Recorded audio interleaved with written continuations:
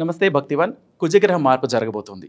కుజగ్రహ మార్పు వల్ల కొన్ని రాసుల వాళ్ళకి అనుకూల ఫలితాలు, అలాగే మరికొన్ని రాసుల వాళ్ళకి ప్రతికూల ఫలితాలు జరగబోతున్నాయి. వాటి గురించి సంపూర్ణ వివరాలు మనకి ఇవ్వడానికి జ్యోతిష విశారద డాక్టర్ కె వేణుగోపాల్ గారు మనతో ఉన్నారు. వారి నుంచి మరిన్ని వివరాలు మనం తెలుసుకుందాం. నమస్తే గురుగారు. నమస్కారం. గురుగారు, కుజగ్రహం అంటే ఏంటి? అలాగే జ్యోతిష శాస్త్రంలో కుజగ్రహకు ఉన్న ప్రాముఖ్యత ఏంటి? మనకున్నటువంటి 9 గ్రహాల్లో కుజగ్రహం కూడా చాలా ప్రాముఖ్యతను సంతరించుకుంది. ఎందుకంటే రవి ప్రధానమైనటువంటి గ్రహరాజు. ఈయన ఈ గ్రహ సామ్రాజ్యానికి రాజు అయితే అనుకుంటే మనం గ్రహ కుటుంబానికి యజమాని లాంటి వాడు, గ్రహాలకంతా రాజు అంటాం. ఈ సూర్య భగవానుడు ఈ రవిని గ్రహరాజు అని పిలుస్తాం కాబట్టి సహజంగా సమాజంలో కూడా ఒక రాజు లాంటి ప్రాధాన్యత కలిగిన వాడు రవి. నెక్స్ట్ చంద్రుడు అంటే తల్లి, రాణి, అలాంటి ప్రాధాన్యత. ఆ తర్వాత చెప్పుకోదగ్గ గ్రహమే ఈ కుజుడు. వీడెవరు అంటే సైన్యాధ్యక్షుడు, సైనికుడు, భూమిపుత్రుడు, వాహనాలకు కారకుడు, పోరాటాలకు కారకుడు, యుద్ధాలకు కారకుడు, చాలా ధైర్యం ఉన్నటువంటి వ్యక్తి. ఇక శారీరకంగా మన శరీరంలో ఉన్నటువంటి రక్తం, ఎముకల లోపల ఉన్నటువంటి మజ్జ, ఎముకలు, వీటన్నిటికీ ప్రాధాన్యత వహిస్తాడు. సో ఈ కుజగ్రహం అన్నటువంటిది చాలా ప్రాధాన్యత కలిగినటువంటి గ్రహం అని చెప్పుకోవచ్చు 9 గ్రహాల్లో. సహజంగా ఇప్పుడు భూములు అమ్మకం, భూములు కొనుగోలు, ఈ రియల్ ఎస్టేట్ రంగం అంతా కుజగ్రహం అనుకూలంగా ఉంటేనే జరుగుతుంది. సో అలాగే వాహనాలు, ఈ అమ్మాయి డ్రైవింగ్ బాగా నేర్చుకున్నది అంటే అమ్మాయికి కుజగ్రహం బాగా ఉంది, అనుకూలంగా ఉంది, ధైర్యంగా ఉంది. అట్లాగే మనం ఒక పోలీస్ ఆఫీసర్ కావాలి, కుజగ్రహం బాగుంటే వాడు అవుతాడు. సో ఒక మిలిటరీ ఆఫీసర్ కావాలి, కుజగ్రహం బాగుంటే వాడు అవుతాడు. ఇప్పుడు మనకు దేశాల మధ్య సరిహద్దుల్లో యుద్ధ వాతావరణం, అక్కడ కుజగ్రహం బాగలేకపోవడం వల్ల రెండు దేశాల మధ్య ఆ సరిహద్దుల్లో యుద్ధ వాతావరణం. ఓకే, ఇవన్నీ కుజగ్రహ ప్రభావంలో మనకి ప్రభావం ఉంటాయి. అలాగే వర్షాలు పడేటప్పుడు పిడుగులు పడుతుంటాయి, దీనికి కుజుడే కారణం.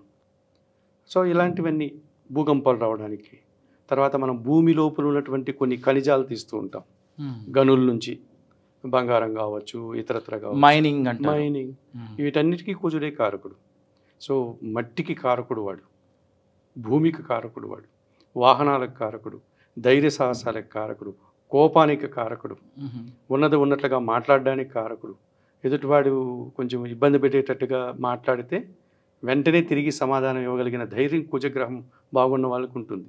ఆ కుజగ్రహం బాగాలేకపోతే ఇవన్నీ కోల్పోతారు.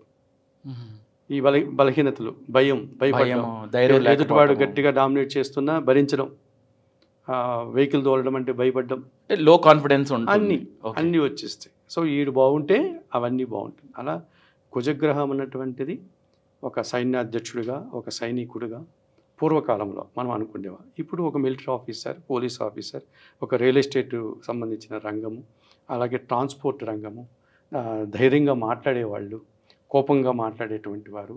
ఇప్పుడు మీకు లగ్నంలో కుజుడు ఉన్నాడు అనుకోండి, వాడు మాటపడ్డం. మన ఇంట్లో చిన్నపిల్లలు కూడా ఉంటారు. మనం ఏదైనా అంటే వాడు వెంటనే సమాధానం ఇస్తాడు, వాళ్ళ నాన్నకైనా, వాళ్ళ అమ్మకైనా, టీచర్కైనా. అంటే వాడిలో కుజ ప్రభావం ఉంది, వాడు తట్టుకోలేడు. మాటపడే తత్వం వాడికి ఉండదు, ఓపిక ఉండదు, వెంటనే సమాధానం ఇస్తాడు.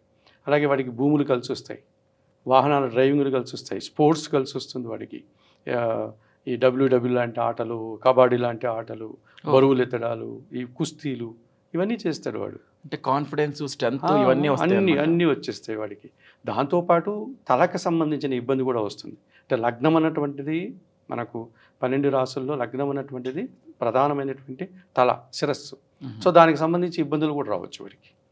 అంటే ఏదైనా మైగ్రేన్ లాంటి జబ్బులు రావచ్చు, తలనొప్పి రావచ్చు, కింద పడితే ఫస్ట్ తలకి దెబ్బ తాగుతుంది. ఓకే, నోట్లో ఉండే పళ్ళకు ఇబ్బంది వస్తుంది, లేకపోతే ఆ నుదురు మీదనో, మెడ మీదనో, తల వెనక భాగంలో ఇలాంటి ఇబ్బందులు వచ్చాయి. అట్లా కుజగ్రహం అన్నటువంటిది అన్ని రకాలుగా మైనస్లు ఉంటాయి, ప్లస్లు ఉంటాయి, అనుకూలత ఉంటుంది, ప్రతికూలత ఉంటుంది. అయితే గురుగారు, ఇప్పుడు కుజగ్రహం ఏ రాశిలో ఉంది అండ్ త్వరలో మారబోతుందని కూడా చెప్తున్నారు కదా, ఏ రాశిలోకి మారబోతుంది, అక్కడ ఎంతకాలం ఉంటుంది? ఈ కుజగ్రహం ఇప్పుడు కన్యా రాశిలో సంచరిస్తుంది. అది ఈ సెప్టెంబర్ నెల 13వ తారీఖు రాత్రి 9:20 చిత్తా నక్షత్రం ద్వారా తులారాశిలోనికి వెళ్తుంది. 13వ తారీఖు రాత్రి 9:20 వెళ్తుంది. ఇక తులారాశిలో అది 43 నుంచి 44 రోజులు సంచారం కొనసాగుతుంది. అంటే అక్టోబర్ 17 వరకు, సెప్టెంబర్ 13 నుంచి అక్టోబర్ 17 వరకు తులారాశిలోనే దాని యొక్క ప్రయాణం కొనసాగుతూ ఉంటుంది. ఆ రకంగా తులారాశిలోకి కుజగ్రహం రావడం వల్ల దాని ప్రభావం 12 రాశుల మీద ఉంటుంది. ఇదివరకు మనం మొదట చెప్పుకున్నాం కదా, వీటన్నిటికీ కారకత్వాలు, వీటన్ని లక్షణాలు 12 రాశుల మీద అనుకూలంగా కొన్ని రాశులకు ఉంది, ప్రతికూలంగా కొన్ని రాశులకు. అయితే గురుగారు, ఈ గ్రహ సంచారం మూలంగా ఏ రాశుల వాళ్ళకి అనుకూలంగా ఉంటుంది? ఇప్పుడు తులారాశిలోకి ఆయన సంచారం కొనసాగుతోంది కనుక కుజగ్రహము వృషభ రాశి వారికి, వీరికి బాగా అనుకూలత ఉంటుంది. అంటే కాంపిటేటివ్ స్పిరిట్ పెరుగుతుంది. ఎందుకు అంటే వృషభ రాశి వారికి 6వ రాశిలో 6వ భావములో కుజుడు సంచరిస్తున్నాడు. ఈ 6th ప్లేస్ అంటే ఇది కాంపిటేటివ్ స్పిరిట్, పోటీతత్వాన్ని పెంచుతుంది. అలాగే కొన్ని రుణాలు తీర్చుకునే శక్తిని ఇస్తుంది, కొన్ని అనారోగ్యం నుంచి బయటపడే శక్తిని ఇస్తుంది, ఆరోగ్యవంతులు అవుతారు. వీరికి ఎవరైనా శత్రువులు ఉంటే వారు మిత్రులుగా మారడం కానీ, లేకపోతే ఆ శత్రువుల మీద వీరు గెలవడం కానీ, విజయం సాధించడం కానీ, కొన్ని వివాదాలు పరిష్కరించుకోగలుగుతారు. ముఖ్యంగా కోర్టు లాంటి వ్యవహారాలు ఏమన్నా ఉంటే వాటి వీరికి అనుకూల ఫలితాలు రావడానికి ఈ వృషభ రాశి వారికి తులారాశిలో కుజుడు సంచరించడం వల్ల అనుకూల వాతావరణం వస్తుంది. అలాగే భూములు, ఏదో భూమి కొని ఉంటాడు, దాని మీద ఏదో ఒక వివాదము, ఏదైనా ల్యాండ్ ఎవడో కబ్జా చేసి ఉంటాడు, వారికి గొడవ జరుగుతూ ఉంటుంది. దాన్ని పరిష్కరించుకోగలుగుతారు ఈ సమయంలో. ఈ 43-44 రోజుల్లో ఆ భూ సమస్య పరిష్కారం అవుతుంది. అలాగే వాహనం ఏదైనా రిపేర్ అయింది, అది పెండింగ్ పడిపోయి ఉంటుంది, వీళ్ళకి సమయం లేకనో దాన్ని తీసుకెళ్ళి ఆ సర్వీస్ ఇవ్వకుండా అది అలాగే పక్కన పడి ఉంటుంది, దాన్ని ఇప్పుడు రిపేర్ చేస్తారు వాళ్ళు. లేదు, కొత్త వాహనం కొంటారు.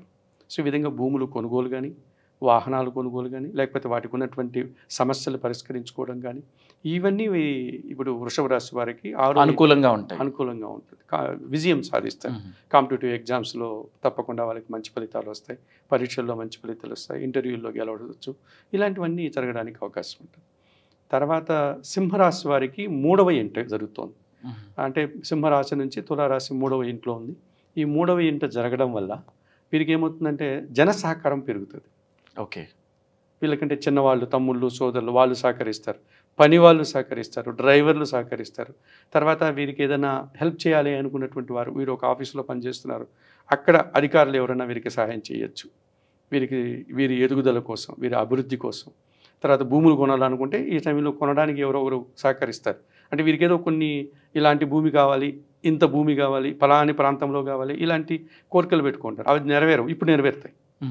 సో అలాగే వాహనం కొనాలి, ఇటువంటి వాహనమే కావాలి నాకు, అది మార్కెట్లో వచ్చినది ఇప్పుడు ఈ టైంలో దొరుకుతుంది అది. సో ఇట్లాంటివన్నీ జరగడానికి సింహరాశి వారికి అనుకూల వాతావరణం. నెక్స్ట్ ధనస్సు రాశి వారికి లాభములో జరుగుతుంది.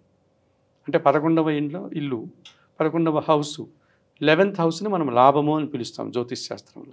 సో లాభస్థానంలో ఈ కుజుడు సంచరించడం వల్ల భూములు అమ్మకం వల్ల కానీ, లేకపోతే కొనడం వల్ల కానీ వీరికి లాభం చేకూరుతుంది. అలాగే వాహనాలకు సంబంధించి లాభాలు, ముఖ్యంగా ఈ రియల్ ఎస్టేట్ రంగంలో పనిచేసే వాళ్ళకి సడన్గా వారికి కొత్త అవకాశాలు రావడం, అమ్మకాలు పెరగడం, ఆదాయం పెరగడం, ఇలాంటివి జరుగుతాయి. లేదు, పోలీస్ డిపార్ట్మెంట్లో ఉండే ఆయనకి ప్రమోషన్ వచ్చి పెద్ద ఆఫీసర్ అవుతాడు, ఒక మిలిటరీ ఆఫీసర్కి ఆయన పెద్ద ఆఫీసర్ అవుతాడు.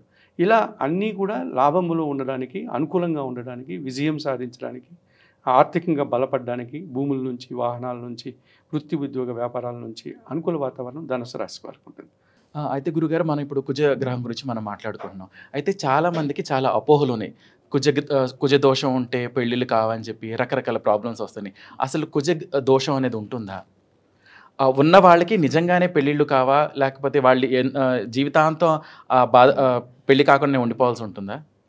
అంటే సహజంగా జరిగినటువంటిది జ్యోతిష్ శాస్త్రంలో చెప్పబడినటువంటి విషయాలు ప్రత్యేకంగా ఉన్నాయి. దాన్ని అవగాహన చేసుకోవడంలో అవగాహన లోపంతో, అంటే పూర్తి జ్ఞానం లేకుండా, మిడిమిడి జ్ఞానం, సగం జ్ఞానంతో కొంత దాని మీద అపోహలు ఏర్పడ్డాయి. నిజానికి కుజ దోషం అనేటువంటిది ఎక్కడా లేదు. దోషం అనే పదం జ్యోతిషశాస్త్రంలో వాడడం కూడా, దాని ప్రభావం ఉంటుంది. ఆ ప్రభావం అనుకూలంగా ఉందా, ప్రతికూలంగా ఉందా అన్నది ఇంపార్టెంట్. మనము ఇదివరకు కుజగ్రహం గురించి మాట్లాడేటప్పుడు కుజగ్రహానికి ఉన్నటువంటి లక్షణాలు చెప్పుకున్నాం. ధైర్యవంతుడు, కోపం ఉంటుంది, ఆ కోపంలో నిజాయితీ ఉంటుంది, ధర్మపక్షంగా మాట్లాడతాడు, వాడు యుద్ధం చేస్తాడు కదా, ఎదుటివారితో న్యాయబద్ధంగా యుద్ధం చేసేటువంటి వీరుడు కదా వాడు. ఇది మనం సమాజాన్ని రక్షించే ఒక పోలీస్ అధికారి, దేశాన్ని రక్షించే మిలిటరీ అధికారి అని చెప్పుకున్నాం మనం. మరి అటువంటి లక్షణాలు ఉన్న వాళ్ళు నిజాయితీ ఎక్కువ ఉంటుంది. ఆ నిజాయితీనే వాడి ఎదుటివాడికి ధైర్యంగా సమాధానం చెప్పగలుగుతుంది కదా. అటువంటి లక్షణాలని మన వాళ్ళు ఏం చేశారంటే, భార్యాభర్తలు అంటే చాలా జనాలకు ఉన్నటువంటి అపోహ ఏమిటి అంటే ఇప్పుడు తగ్గింది అనుకోండి దాని ప్రభావం. పూర్వకాలం నుంచి స్త్రీలు వాళ్ళు కాస్త బలహీనులు, శక్తి లేనివారు, పురుషుడు బలవంతుడు, పురుష అహంకారంతో వాడు చెప్పినట్టు వినాలి, వాడికి ఆ భార్య ఆ జీవిత భాగస్వామి ఎదురు సమాధానం చెప్పకూడదు. ఇలాంటిది మనకు గతంలో ఉన్నింది. కాలక్రమేణా అది తగ్గుతూ వచ్చింది. మహానుభావులు సంఘసంస్థలంతా స్త్రీ పురుషుల మధ్య భేదం లేదు, బాధలకు భేదాలు ఎందుకు, భార్యాభర్తలు అంటే ఇద్దరు ఒక ప్రాణ సదృశమైనటువంటి స్నేహితులు మాత్రమే. ఒక బండికి 2 చక్రాలు లాంటివారు, 2 కన్నులు లాంటివారు, వాళ్ళు ఒకరు ఎక్కువ ఒకరు తక్కువ అయ్యింది అని మనకు కాస్త ఆధునిక కాలంలో వచ్చిన ఈ విశాల దృక్పథంతో, ఈ సమానత్వంతో ఆ లక్షణాలు తగ్గుతూ వచ్చాయి. ఆ రకంగా భర్తకు తిరిగి సమాధానం ఎవరైనా అమ్మాయి చెబితే ఈ అమ్మాయికి కుజ దోషము అని ఒక దోషాన్ని అంటగట్టారు. వీడేదో చేస్తూ ఉంటాడు తప్పుడు పనులు, అమ్మాయి నిలదీసి అడిగింది అనుకోండి, ఈ అమ్మాయికి కుజ దోషం అని చెప్పడం. అయితే నిజానికి మన జాతక చక్రంలో కుజుడు ఎక్కడో చోట ఉంటాడు కదా. 9 గ్రహాలు మనకు ఉన్నాయి. అవును. 12 రాసుల్లో మనం పుట్టినప్పుడు ఎక్కడో చోట ఆయన ఏ రాశిలోనూ ఉంటాడు. నీ లగ్నం నుంచి 7వ ఇంట్లో కుజుడు ఉన్నాడు అనుకోండి, సప్తమ ప్లేస్. ఈ సప్తమ స్థానం మనం ఏం చెప్పుకున్నాము? జీవిత భాగస్వామి, వ్యాపార భాగస్వాములు, మన జనాలు, మనతో సహా పనిచేసినటువంటి ఉద్యోగులు, అంటే మన ఎదుట ఉన్నటువంటి భాగస్వామి అని చెప్పుకున్నాం. సో ఆ కుజుడు అక్కడ ఉంటే వాడికి ధైర్యం ఉంటుంది కదా. అవును. కాబట్టి భర్తకి లగ్నం నుంచి 7వ ఇంట్లో కుజుడు ఉంటే భార్య గట్టిగా మాట్లాడుతుంది. ఓకే. కాబట్టి 7వ ఇంట్లో కుజుడు ఉంటే ఈ అమ్మాయి తన భర్తతో ఎదిరించి మాట్లాడుతుంది, తిరగబడుతుంది, ధైర్యంగా మాట్లాడుతుంది. కాబట్టి ఈ అమ్మాయి కుజ దోషం, ఈ అమ్మాయి ఏదో పెళ్లి చేసుకోకూడదు. అమ్మాయి కంపాటబుల్ కాదు అని అవాయిడ్ చేయడం. ఎందుకు? గట్టిగా మాట్లాడుతుంది, గొడవలు నిలదీస్తుంది కాబట్టి. అలాగే అబ్బాయిలు కూడా వీడికి కుజ దోషం అంటే వాడు గట్టిగా మాట్లాడతాడేమో, మా అమ్మాయిని కొట్టేస్తాడేమో, తిడతాడేమో, కోపం ఎక్కువ. కాబట్టి ఆ 7వ ఇంట్లో కుజుడు ఉన్నవాడు మాకొద్దు, అటువంటి అబ్బాయి మా అమ్మాయికి వద్దు అని వాళ్ళ స్వార్థం. ఈ రకంగా అబ్బాయిల మీద వేశారు ఈ దోషాన్ని, అమ్మాయిల మీద వేశారు. సో ఇట్లాగే 12వ ఇంట్లో కుజుడు ఉంటే వాడు విపరీతంగా కోపంగా ఉంటాడు, ఖర్చులు పెడతాడు, లేక హాస్పిటల్కి వెళ్తాడేమో, కుజుడు కదా ఆపరేషన్లకు కారకుడు, ఓకే, అప్పులు పాలైపోతాడేమో. ఈ రకంగా కుజగ్రహాన్ని ఒక అంటరాని గ్రహంగా, పక్కన పెట్టే గ్రహంగా దాన్ని నిర్ణయించేశారు. అనారోగ్యాలు వచ్చేస్తాయి, గొడవలు వచ్చేస్తాయి, విడిపోతారు అని చెప్పి. వాళ్ళు అనుకున్నంత ఆ ప్రభావం అంత లేదు. మీరు ఇందాక కూడా చెప్పారు కదా, ఎంతో అనుకూలంగా కూడా ఉంటుంది, మంచి చెప్పారు మీరు. అవును. మరి అవి ఎందుకు ఇక్కడ ఆపాదించలేదు? మన వాళ్ళు ఎప్పుడు కూడా మంచిని చూడం కదా. అవును. దాని ప్రభావాన్ని పెద్ద పట్టించుకోం, చెడే కదా ఎక్కువ, మనకు ఆకర్షణ ఎక్కువ. చెప్పారు ధైర్యంగా ఉంటారు, తెలివిగా ఉంటారు, బాగా మాట్లాడగలుగుతారు, నిర్ణయాలు తీసుకోగలుగుతూ ఉంటారు, అని మంచి ఆలోచనలు చేయగలుగుతారు. ఇప్పుడు మన వాళ్ళు కన్నా ఆ నేను గొప్ప నువ్వు గొప్ప అనే అహాన్ని పక్కన పెడితే, నిజంగా కన్నా కుజ ప్రభావం ఉన్న అమ్మాయి దొరికితే అదృష్టవంతులు చెప్పాలి. వీడు చేయలేని పనులన్నీ అమ్మాయి చేసుకుంటుంది, తన ముందుండి నడిపిస్తుంది. ఆ కుటుంబానికి ఒక ధైర్యం. పిల్లలు కూడా వీడు కంట్రోల్ చేయలేడు. కొంతమంది అతి ప్రేమ వల్ల కావచ్చు, లేకపోతే గురు ప్రభావమో, ఇంకోటి చంద్ర ప్రభావం వల్లనో వీడు పిల్లలు గట్టిగా కూడా అనలేడు. అమ్మాయి గట్టిగా అన్ని కంట్రోల్ చేస్తుంది కదా, ఎవరిలో ఒకళ్ళు చేయాలి కదా. వీడికి వెహికల్ రాదు, అమ్మాయి చక్కగా వెహికల్ దొరుకుతుంది, వీడి కారులో పక్కన కూర్చోవచ్చు కదా. అవును. ఇంకోటి, కుజగ్రహం ఉన్నటువంటి అమ్మాయికి కుజగ్రహం ఉండే అబ్బాయినే చేయండి. మీరు ఇది కూడా వినింటారు, వాళ్ళ భాషలో కుజదోషం, మనం అనం ఆ పదం. అవును, దోషం అని అనకూడదు, మనం అనం, కానీ వాళ్ళు అనుకుంటున్నారు, వాళ్ళు అలా నిర్ధారణ అయిపోయింది, అమ్మాయికి కుజదోషం అండి. మరి ఎట్లండి అమ్మాయికి? వచ్చిన వాళ్ళందరికీ ఎవడో చుట్టుపక్కల చెప్పేస్తూ ఉంటారు, ఆ కుటుంబస్తులు, బంధువులు, స్నేహితులు, పలానా అమ్మాయిని చూడండి, అమ్మాయికి కుజదోషం అండి. ఆ కుటుంబస్తుడు వాళ్ళ బంధువు ఎవడో చెప్పేస్తాడు, అమ్మో అమ్మాయికి కుజదోషం అంట. ఈ రకంగా ఒక బ్యాడ్ ప్రాపగాండా జరిగి అమ్మాయికి పెళ్లి కాకుండా పోతుంది. మరి ఎట్లా స్వామి ఇట్లా చేస్తున్నారు, మా అమ్మాయికి కుజదోషం అంటున్నారు ఏమిటి అని ఒక పురోహితుని దగ్గరకు, ఒక జ్యోతిష్ పండితుడి దగ్గరకు పోతే, ఏమి లేదమ్మా కుజదోషం ఉండే అబ్బాయి నుంచి చేసేయండి అంటాడు. చాలా సులభంగా చెప్తుంటాడు. సో కుజదోషం ఉన్న అబ్బాయికి కుజదోషం ఉన్న అమ్మాయితో పెళ్ళి, కుజదోషం ఉన్నటువంటి అమ్మాయికి కుజదోషం ఉన్న అబ్బాయితో పెళ్ళి. ఎంతవరకు ఇది సమంజసం? కామన్గా ఆలోచించండి. మీ కోపం ఎక్కువ, అక్కడ కోపం ఎక్కువ, మరి రెండు బ్లాస్ట్ అవుతాయిగా, డెఫినెట్గా అవుతాయిగా. ఇది తప్పుడు సమాచారం కదా. అవును. సో అలాగా కొన్ని అపోహలు, మిడిమిడి జ్ఞానంతో కొంత రుద్దడం జనాల మీద. కనుక కుజదోషం ఒకరికుంటే ఇంకొకరికి కుజదోషం లేని వారిని మనం చూస్తే, ఒకరు కోపంగా మాట్లాడినప్పుడు ఇంకొకరు శాంతంగా ఓపికగా ఉంటారు. ఆ కోప సమయం అయిపోయింది అనుకోండి, మళ్ళీ నార్మల్ అయిపోతారు. చెప్తారు కదా వాళ్ళే, తెల్లవారు నేను ఆఫీస్కి వెళ్ళేటప్పుడు నువ్వేదో అన్నావు, కోపంలో అనేశాను, ఏమనుకోగాకు క్షమించు అని వాడు చెప్తే అమ్మాయి ఎంత ఆనందపడుతుంది. అవును. ఆ పని వీడు చేయొచ్చు, అమ్మాయే చేయొచ్చు కదా. నేను ఏదో కోపంగా ఉన్నానండి, అప్పుడు ఏదో మిమ్మల్ని అలా అనేసాను, ఏమనుకోలేదు కదా నేను అన్నాడు, తెగ ఆనందపడిపోతాడు కదా. సో కుజ ప్రభావం మగవాళ్ళలో ఉంటుంది, ఆడవాళ్ళలో ఉంటుంది. అది ఉండేటువంటి ప్లేస్ని బట్టి ఉంటుంది. అష్టమ స్థానంలో ఉందనుకోండి అనారోగ్య లక్షణాలు వస్తుంది. ఎవరికి రావు అనారోగ్య లక్షణాలు? అందరూ ఆరోగ్యంగా వయసు రీత్యా వస్తాయి, కొంత పరిస్థితుల వల్ల వస్తూ ఉంటాయి, చాలా జరుగుతాయి. భూముల వల్ల నష్టాలు వస్తాయి, లాభాలు వస్తాయి, వాహనాల వల్ల ప్రమాదాలు వస్తాయి, లాభాలు వస్తాయి. సో అన్ని ప్రభావాలు అందరికీ ఉంటాయి. అది ఒక్కొక్కరికి ఎక్కువ ప్రభావం ఉంటుంది, ఒక్కొక్కరికి తక్కువ ప్రభావం ఉంటుంది. థ్యాంక్ యూ సో మచ్ గురుగారు. కుజగ్రహం గురించి మంచి ఇన్ఫర్మేషన్ మా వ్యూవర్స్కి ఇచ్చినందుకు ధన్యవాదాలు.